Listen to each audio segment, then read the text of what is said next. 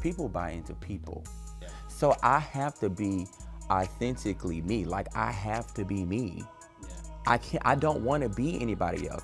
And so for me, when I put out music, when I speak about things or whatever, you know, I'm not worried about what you're doing. And that's where a lot of, you know, people in general, but we just talk about artists, go wrong. I'm not worried about you over here in this lane. I'm focused on my lane. You know what I'm saying? And so who is gonna rock with me is who's gonna rock with me. Who's gonna buy into me is who's gonna buy into me. And that's who I have to focus on.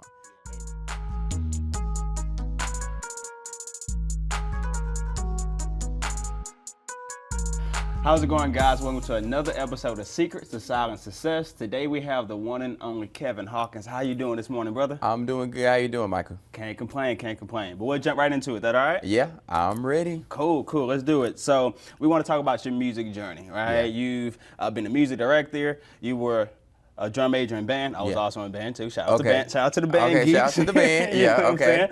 And then also study music at the University of North Texas, right? Just tell me a little bit about your journey with music and where does that passion come from? So the passion starts at a young age, 2 years old. So I grew up in my father's, well, it was my granddad's church first. Okay.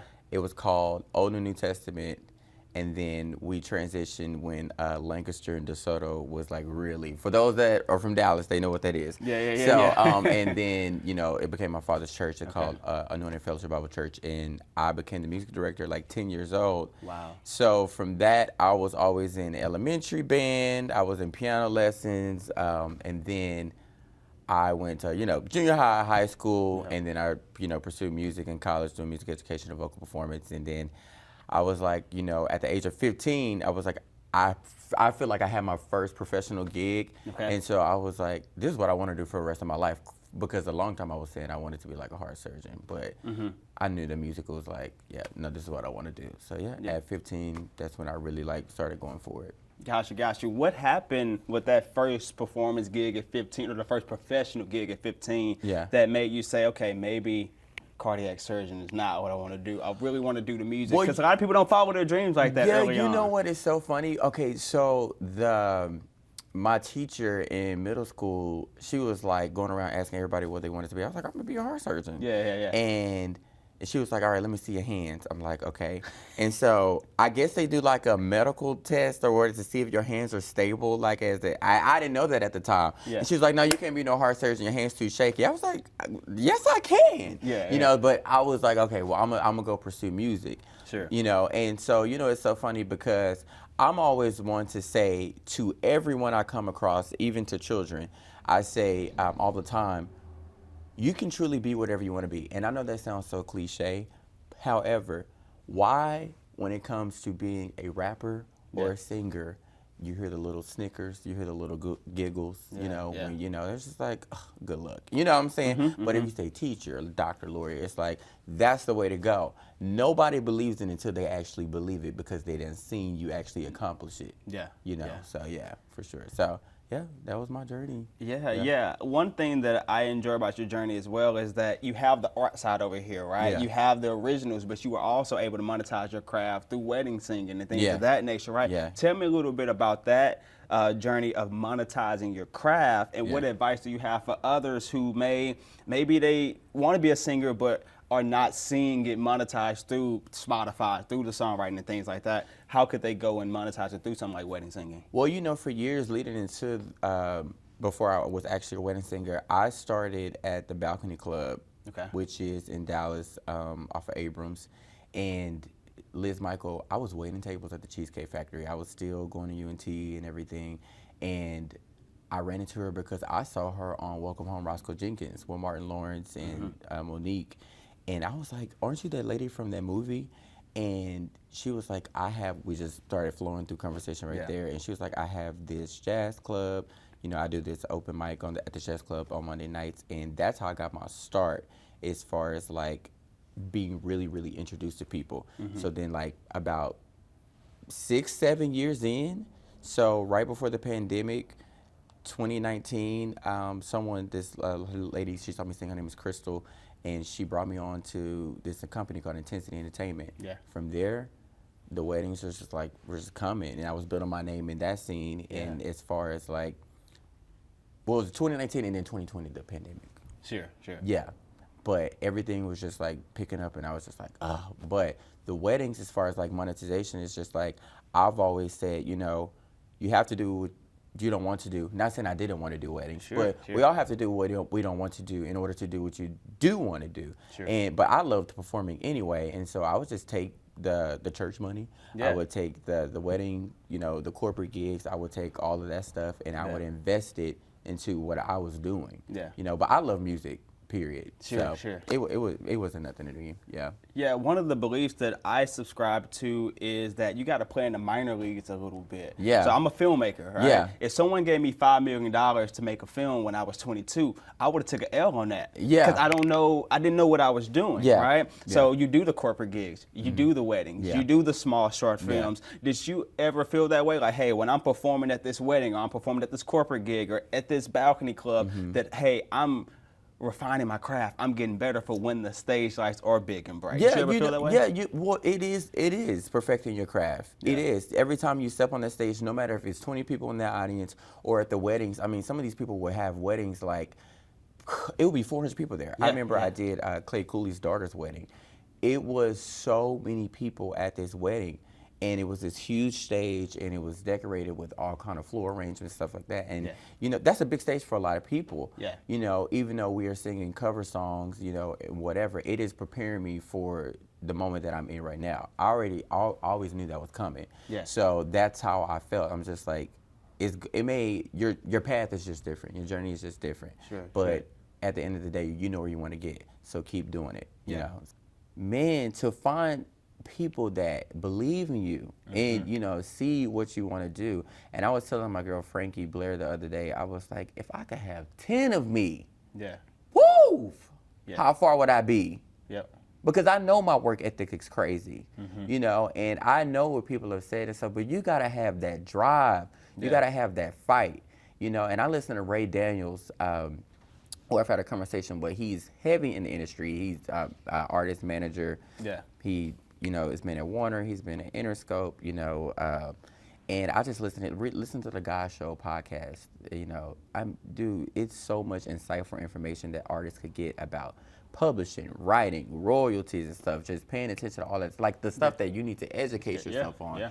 You got to know the business along with the music and passion. And just having people, like I said, my work ethic is crazy. Like my mom, she's telling me, make sure you get some rest. Oh, I'm going to sleep. Mm-hmm. I ain't got no choice. My body gonna make me sleep. I'm gonna sleep. I'm gonna get my rest. I'm gonna, but I know some people be like, dang, he stays on the go. Yeah. It's just like, I'm telling you, I'm wanted. But as much as you love it, sometimes you're gonna hate it. Yeah, of course. You like you say, you gotta do those things that you don't want to do. You gotta do those things you don't want to do. People gonna shit on you. Yeah. You know what I'm saying? People gonna overlook you when you killing. Mm-hmm. And they know that you killing it. Yeah. You know what I'm saying? You'd be like, why? That's just the human part of it, but it's just like, yeah.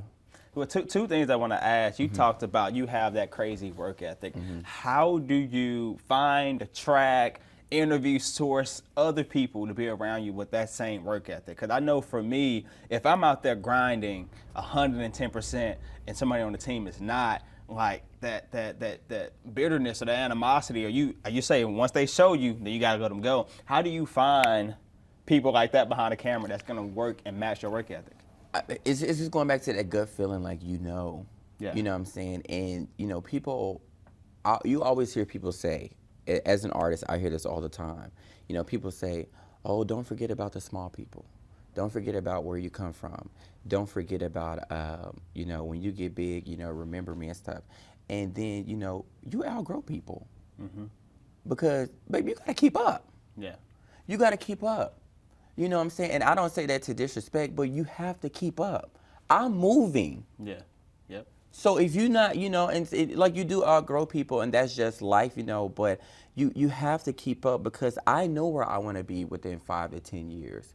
So I need you to keep up at this pace. And, I don't want to be, like the person of saying like, oh, it's about money and stuff. But I have told my team and stuff, like, if I'm not making money, nobody's making money. Mm-hmm. Mm-hmm. So we have to meet deadlines. We have to meet our goals and stuff. And it's just like, sometimes people, they don't want to hear like the brutal honesty. But I have to tell you this. Yeah. In order to make not just you better, but to make this entire project, this entire whatever we're doing better, and people say you're only as strong as your weakest link, which is true. That is so true. But it's just like finding those people that believe in you. And a lot of times, artists, when they first get started, I need a manager. You don't have nothing to manage. Yeah. You don't have nothing to manage. Okay? And it does just keeping it real. Go and put out some music, go take some shots, go get some videos and stuff like that. Because people come to me all the time. How are you doing XYZ? How are you doing this and stuff like that? Like, y'all, this is the real, raw, authentic Kevin. This is who I am on the phone. Yeah. This, you know what I'm saying? because I love stuff like this. Yeah. Because it's just, I'm so passionate about it. Yeah. Go get a publicist first. So they can publicize you. Yeah. Because people want to know what's the difference. Like, a publicist publicize you. That's PR. Yep.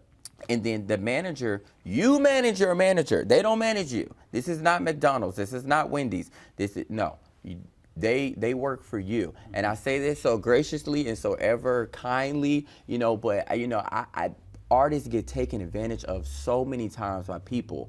It's just like, but you could be nice to everybody, but you also have to stand in who you are and be firm and direct. Yep. I don't believe in cussing people out. I don't believe in none of that because that gets nothing done. Yeah, it's about respect. It's about respect. Yeah. You respect me, I respect you. It goes both ways. So I would never talk down to someone, but I'm not gonna let them run over me. Mm-hmm. So that's just one of those things. So yeah, go get a publicist. Go and then, work with, we always try to go for the people that have already made it or the producers that's already at the top. Work with somebody right next to you. Yeah. So y'all can build together. Yeah. They can help you develop yourself. They still dope too. Yeah. Yeah, y'all can grow together. Mm-hmm. Yeah, another thing I wanted to talk about was you said, when you or younger and you tell someone, hey, I want to be a musician, I want to be a rapper, I want to be a singer, you may hear the snickers, you may hear, getting made fun of, people not believing, oh, that's a pipe dream, right? Yeah. How did you deal with that, and what do you have to say to others who may want to have those same career aspirations? What do you tell them? Well, first of all, people around you, children, as we are kids, and I'm saying this to the adults, if you have a child or a teacher, if you teach children or whatever, because I've been in education too. If somebody says they want to be a rapper or a singer, they can do that. You can truly be whatever you want to be. If we say this is America, the land of opportunity, whatever, you could truly be whatever you want to be. And really mean that, really own that. Yeah. If you're gonna say it, why not live it? Yeah. Because why do we laugh when people say, "Oh, I want to be a comedian" and stuff like that? Because it's not the conventional. Now we live in it's 2023, so things have definitely changed. Sure, you know what I'm saying, for us, from us growing up in the 90s. But it's just like, people don't believe it until they see it, like they truly see it. Yeah. It's not faith at that point. It's there already. Yeah. Of course you believe it. But especially, and it's crazy because sometimes it comes from people who I know are religious. Yeah. They go to church, and if we say you have to have a faith of a mustard seed, but then you go and snicker about somebody saying, "Oh, maybe you should choose this career path." No. You told me I should have had the faith of a mustard seed. Yeah. Come on. We gotta take this back. It ain't lining up. Yeah. It's not lining up. It's not lining up. So, it's just like, no, you could truly be whatever you want to be. And in the music industry, it really takes about a good 10 years for people to really take you seriously. But you gotta be doing it. Some people, they can have that one hit song and it just blew. They put out one song, and it happens. The rest of it got to put them 10,000 hours in. You got to put those hours in. It's a different journey for everybody, and that's what's so beautiful. You're on your own walk, you're on your own journey, but you cannot be afraid to go after it, And listen, it's way harder to start over. It's way, way, way, way harder to start over. And I'll be honest with you, there are some times where I'll be like, I'm about to give up. You know what I'm saying? Because it'd be some days you'd be like, you know what I'm saying? We all, but that's the humanness. Yeah. And then you have those days you'd be like, "Ooh, boy, I'm on fire!" Oh, you know what I'm saying? You'd be like, "Oh my God, I'm on fire!" You know what I'm saying? Because you'd be like, "It's happening, it's happening." But you have those days you'd be like, "F this," you know what I'm saying? It's like I'm about to give up because y'all tripping. Yeah, you know what I'm saying? And, yeah, you have those days. Going. Yeah. So, obviously, everybody's seen you on The Voice, right? I want you to talk about that experience a little bit, but not just the high. Talk about some of the challenges that you also faced when doing The Voice and all of that you worked on. Yeah, so I am a pretty, mentally, everything's fine, emotionally, physically, But The Voice was a process that was a year in the making before. I got the call in 2021. Okay. And I actually was just like, I didn't think I was going to do it because I had auditioned so many times before. Yeah. But this time around, they reached out and I was just like, okay. Then they reached out again because this was the same season I was on. And I was just, I didn't submit my tape. And then they were like, listen, submissions are closing, get your video in. Wow. So when they called again, I was like, okay, it looked like it's really about to happen. And then I submitted my tape. So I sang Stevie Wonder, Isn't She Lovely? I sang Kiss by Prince, and I sang Feeling Good. And they called me, Michelle McNulty called me like a week or two later. I was at the gym. She was like, hey, we're casting you for the show. And I was like, finally, you know what I'm saying? But it's like all your hard work is paid off. Yeah. And so for me, that was one of the highs. And then when you really get into it, you really get into filming, and you have to be quiet for all these months. Nobody knows what's going on. Because I had just upped and took off to California. Everybody's like, what is going on? Blah, blah, blah. And so I would say the lows for me, like where I became very emotional, was my one performance. It was when I sang This Woman's Work by Kate Bush, but I performed the Maxwell's version. I had never in my life experienced performance anxiety. And because I never had it. People always ask me like, or do you get nervous on stage? And I'm like, not really. Yeah. I was so nervous in rehearsals. I was shaking. It was because we did 3-way knockouts, and I was going against people that I was super close to, had developed a relationship with. And I was like, I just have to get past this hump to make it to the lives. Yeah. I was like, I just have to get past this. And I was just like, I'm such a perfectionist, and I was just like, oh, this is not going the way I want it to go. Like, how you just like, I'm used to, it's like a control thing. Sure. And I'm just like, this is not going the way I want it to go. And so, but I was like, I'm just gonna leave it all. I was actually crying the night before I actually performed. And then when I actually performed, I was like, whoo. And in my head, I'm like, you killed that. You know what I'm saying? But leading up to it, it was crazy. And then seeing people go home, knowing that you could be on the chopping block as well for something that you want so bad. So that was definitely like some challenges, too, and trying to learn like a whole bunch of music, which I've done that, but just like within a certain time constraint, because it's like, we're giving you the song this day, you need to have it ready tomorrow. Yeah, for sure. Take it back a little bit to the This Woman's Works performance, right? You talk about you're dealing with all of this emotionally, thinking about, hey, I'm going to knock people out potentially. Yeah. How did you overcome those low feelings to go out there and have a performance where when you finish, like, I killed that? Yeah, I feel like in those moments, because I know that I'm so competitive, I was calling everybody to hear me sing the song. I called my mom, my dad. I was calling another guy that was on the show, but he got eliminated.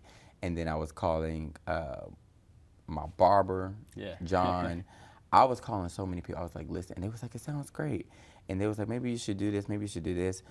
And then Blake was telling me, I think you should go more into your chest voice. I was like, well, the song lives in the falsetto. Yeah. So it was like one of those things. I'm just like, so it was so many people coming, you should do this, you should, and that's what it was starting to get to me. Because now the pressure, and they had never done a 3-way knockout. It's only you versus another person. You know, I was going against two other acts. And the way I say two other acts because I went against a duo too. Oh, wow. So it was a duo, which was a husband and wife duo, and then Bodie in the drives and myself.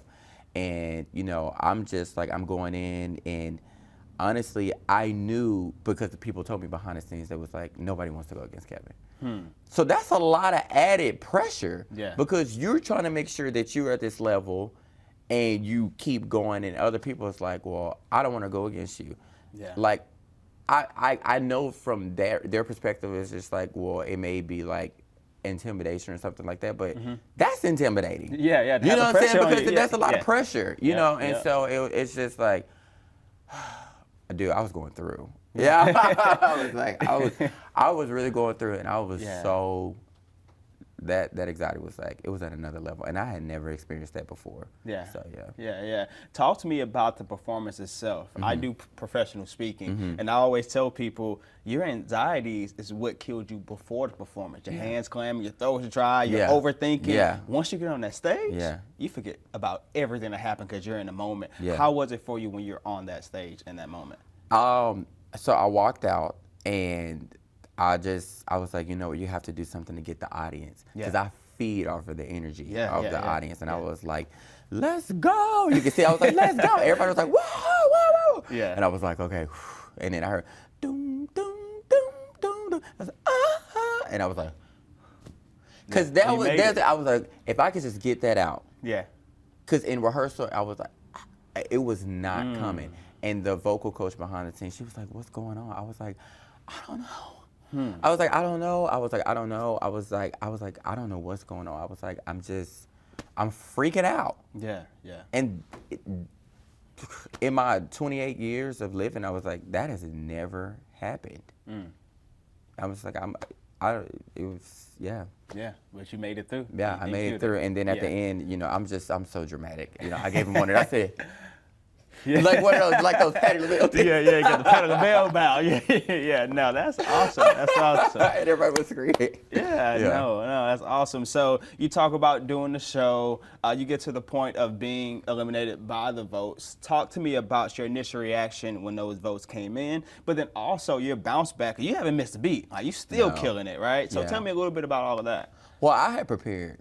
Yeah, makes sense. And I kind of knew that day I was going home.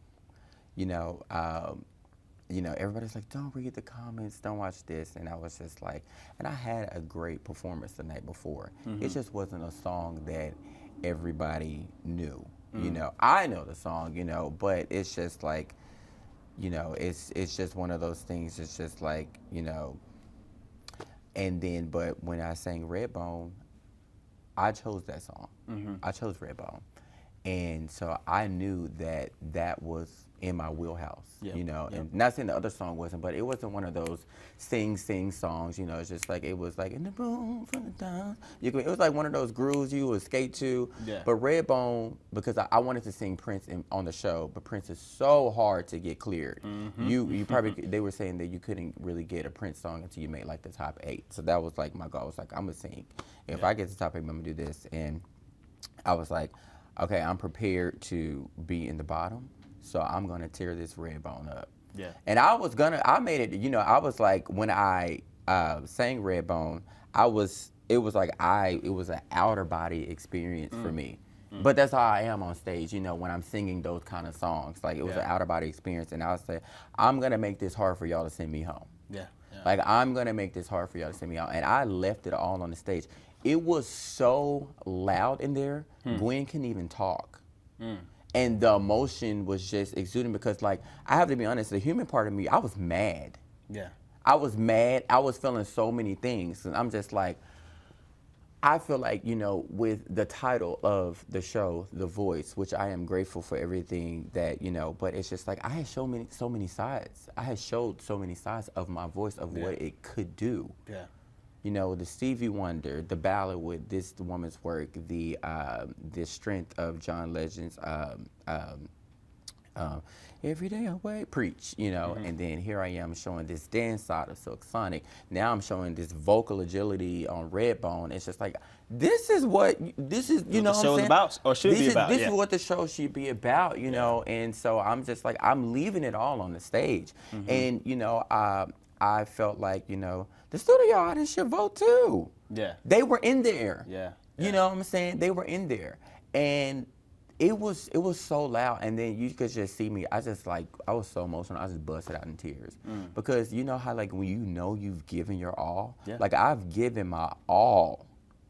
Yeah. I want to be here. I want to stay. So, man, that night was crazy. And then when I, you know, got eliminated because I had mentally prepared myself for that. Sure. That night, going into like the next few days, I think I had like over 2,000 messages. Wow. It took me weeks to respond, and I don't even think I've ever fully responded to everybody because like I read all my text messages and I like to respond on the spot, and so my phone could say 0.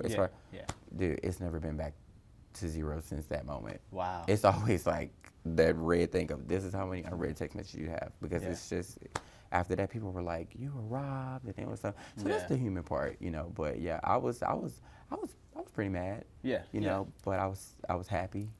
It was like a lot of the whole experience. Yeah, absolutely.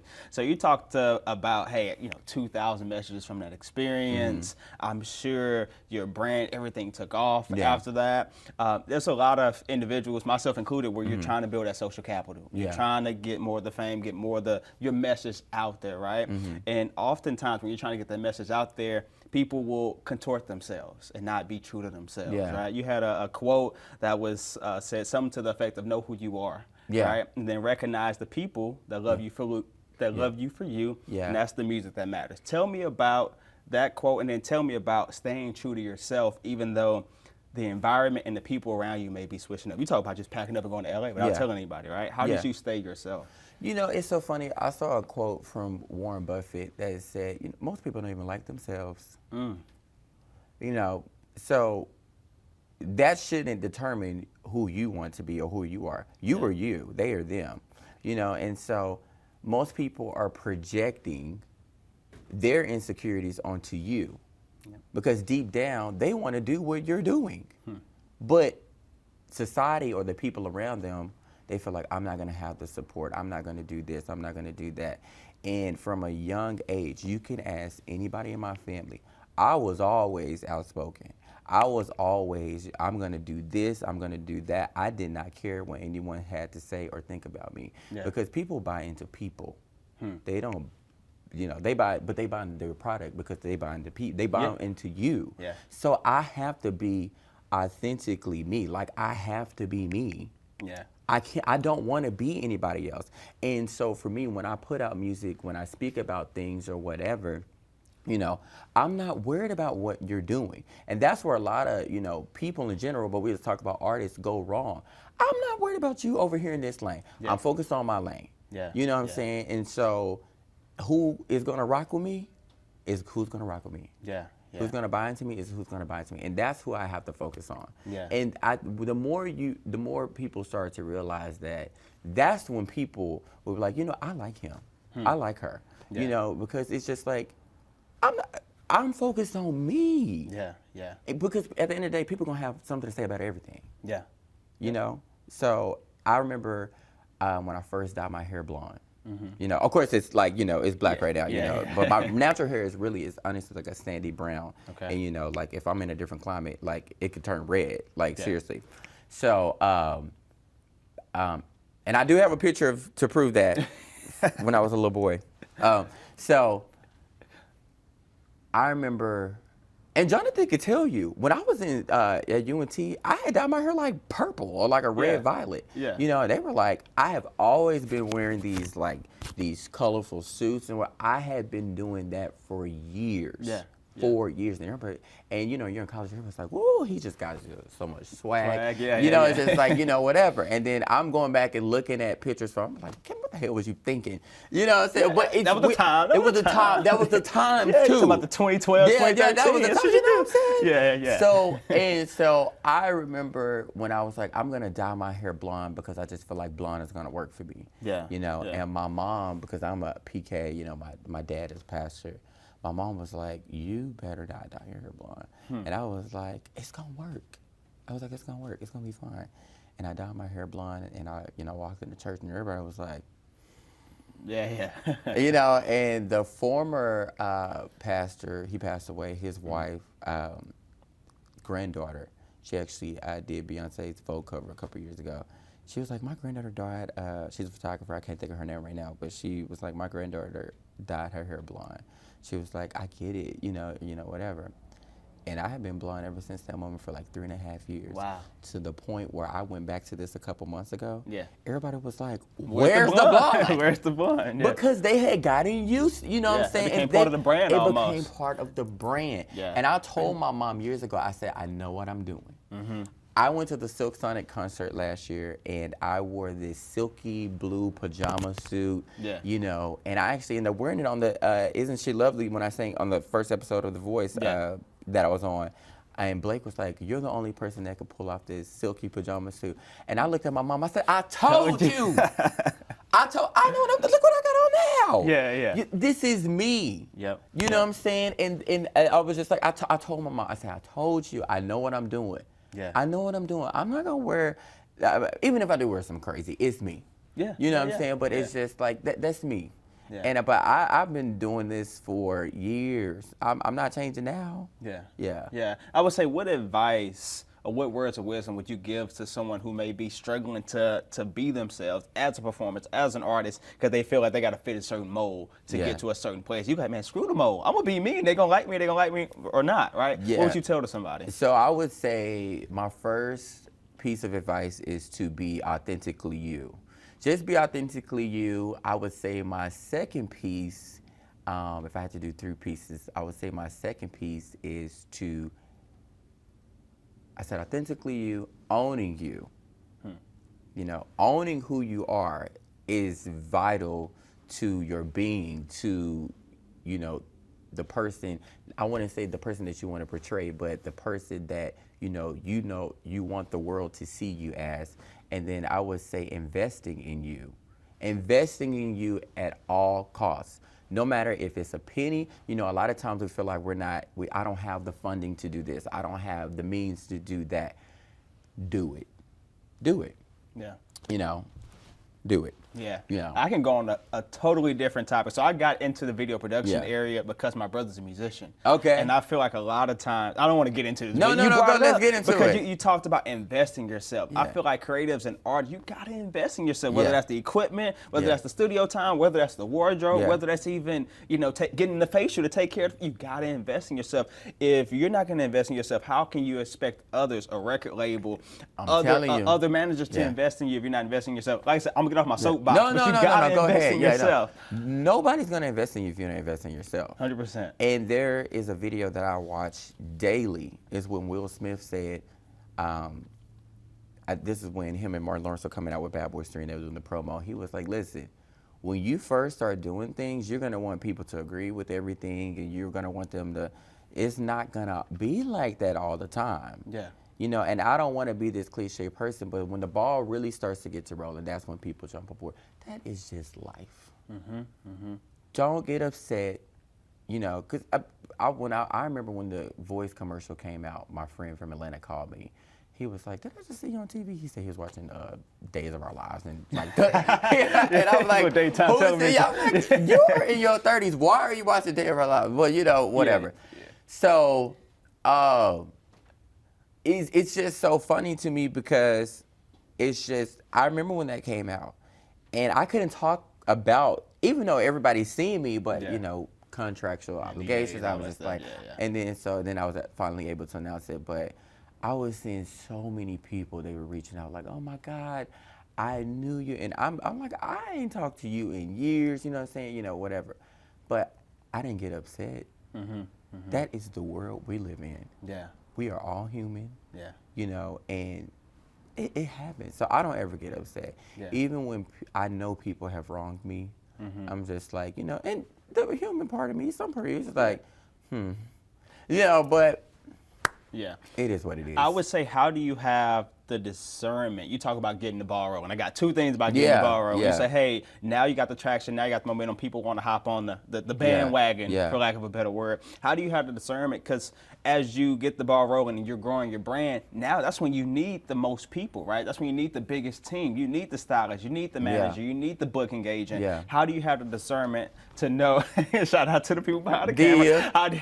How do you have the discernment to know who is actually for you? You know, you know when people are trying to use you. Your gut will never steer you wrong. Yeah. You'll know when people are there for you and when they're not. Yeah.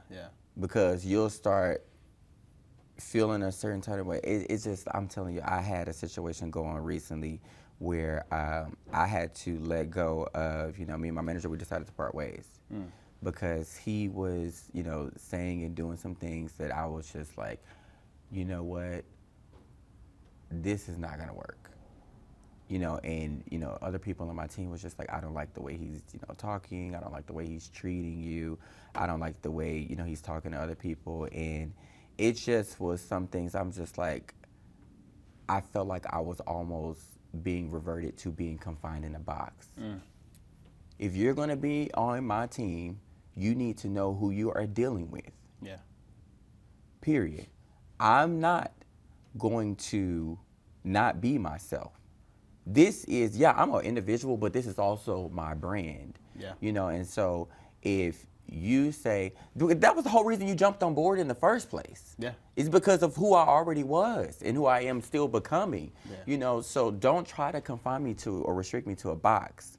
I don't like that. I'm not, you know, we're not going to always agree on everything because we are humans, but, you know, there are certain things where you have to know when you have crossed the line, you know, and so, you'll know when people are really for you. And I'm telling you, if you keep the people around that are not for you, God will block your blessings. Oh, I'm telling you, I have removed some people out of my camp, and then a multitude of opportunities just start up because you got to get them out of there. Yeah. You got to get them out of there. What Oprah Winfrey say? When people show you who they are the first time, believe them. Yeah. Absolutely. So we talk about that ball rolling, that the traction is gaining. You got the single coming out, 24 days, I believe? What's the day? The 26th? Oh my God. It's the 6th. So the 30th, May 30th. Yeah, May 30th. So we got 24 days, singles coming out. You just got the record deal signed. You got the show in Vegas coming up. You got so many things. A lot of people be like, oh, he made it. Yeah. Right? Do you resonate with that? Do you feel like you made it? Do you still feel like, hey, I got a long way to go? How do you feel about where you're currently at in your journey? In my journey right now, you know, when I had got to deal with Sony, that was months in the making, you know, after the show. But like I had already prepared, I'm like, you know, I'm not going to stop here. But that's where the real work begins. You know, I need for people to understand just because you're assigned to a label, they are only going to push you when they see you are being pushed by the people that are around you. How can they sell a product if nobody's buying into you? Yeah. You know? And so, but you have to buy into yourself first. You know, invest into yourself. You know, so that's where the real work begins. And I'll always say the top of one mountain is the bottom of the next. So this shit, and I genuinely love music. I love to work. Like, I love to work. And so, you know, the real work is, it's just beginning for me. I'm never going to stop. Yeah. I mean, I'm telling you, like, this week has already been crazy. Yeah. But I embrace the challenges. I embrace the hard times because you know they're going to come. Yeah. Before I get to my last question, what's next for Kevin? Right? I know we got Red Card, but what else are you doing? What's next for you? What's on the horizon? So the name of the album is called Out of the Box. Okay. And this is the first time I've said that. So the name of the album is called Out of the Box. And when I got off the voice, I said, I will not be defined by a genre. I am music. I love all kinds of music, like R&B, pop, you know, so you're gonna get a foundation of R&B, sure, you know, and pop, but you're definitely gonna see like, oh, he can do it all. Yeah. You know, and so because I just love music, and this album is an album for everybody. You know, Out of the Box is gonna take you through my childhood, teenage years into where I am now. Yeah. And so Red Car is just the beginning of it. Yeah. You know, I can't wait to see you dancing tonight. I can't wait to see you happy tonight. That is such a catchy line. Like, everybody just loves it. And I have never had a song that people have been literally threatening me to say, you need to hear him put the song out. Yeah. But that's a good feeling. That's a good thing. Yeah. That's I'm like, oh my God, these people are really, like, they love this song just as much as I love this song when I first heard the beat. Yeah. Shout out to Mars, you know, my guy Mars for producing the track. Yeah, so that's what's on the horizon. Got you. So the name of the podcast is The Secrets to Silent Success. You talked about your passion for music. You say, I am music. You talked about you love to work. Yeah. So I would ask you, what is your secret to success? I don't want to be cliche, but you do have to do it when nobody's watching. When nobody's paying attention, you have to keep going. When you feel like, oh, I don't have enough money, listen. God will send you a blessing out of nowhere, and you just be like, okay. So I would say do it when nobody's watching, and then embrace the challenges. I always say that a lot because Dia knows the other day. Dia's behind the camera, y'all. So I say like all the time, embrace those challenges, because those days where you're like, oh my God, life is whooping my ass, you know, and it's just like, you know, but the next day, literally after I had that day, we found out Red Car was coming out. Yeah. Like the actual release day, I was like, woo! Yeah. And we had got booked for a lot of gigs, like the emails. Dia, no. I keep pointing to Dia because she's behind the camera, y'all. But like the bookings were coming through. Yeah. They were coming through. And it was just insane. So, and the day before, I had a crappy day, you know, but I was just like, American Airlines, I lost my luggage. I was like, oh God. But yeah. So, yeah, I would say just embrace the challenges. That's honestly my secret to, like, that's my silent secret to success. Yeah. You know, embracing those challenges, because listen, they are gonna come, and you just gotta roll with it. Yeah, for sure. Cool. So, well, leave it right there, brother. I appreciate your time. Look forward to doing it again. So I appreciate you all for watching this episode of Secrets to Silent Success. Make sure you like and subscribe to the channel. I appreciate your time, and I look forward to seeing you on the next one.